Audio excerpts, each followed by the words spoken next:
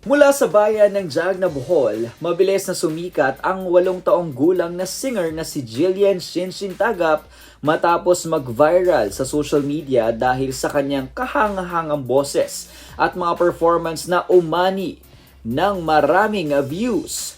Ngayong lumalawak na ang kanyang audience, nagsagawa si Shinshin ng isang media conference noong Huwebes kung saan ibinahagi niya ang kanyang pasasalamat sa patuloy na suporta ng publiko at ang kanyang pangarap na mas makapagbahagi pa ng musika sa mas maraming Pilipino. Naging pagkakataon din ito upang ipakilala ang mga susunod niyang proyekto bilang batang mang-aawit.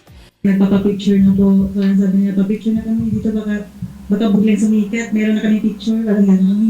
Gagawan po naman siya ng original song niya, more on inspirational song, Christian songs, gano'n. Sa kabila ng murang edad, kapansin-pansin ang husay ni Shinshin sa pagkanta at pagtugtog ng iba't ibang instrumento. Dahil dito, marami ang naniniwalang isa siya sa mga batang artist na may malaking potensyal na makilala hindi lamang sa Pilipinas, kundi maging sa international stage.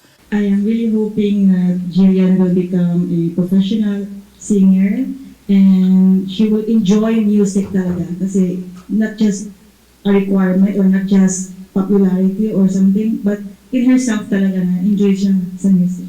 Patuloy namang umaapaw ang suporta ng mga netizen sa batang Boholana na nagsisilbing inspirasyon sa maraming kabataang nangangarap na maipakita ang kanilang talento.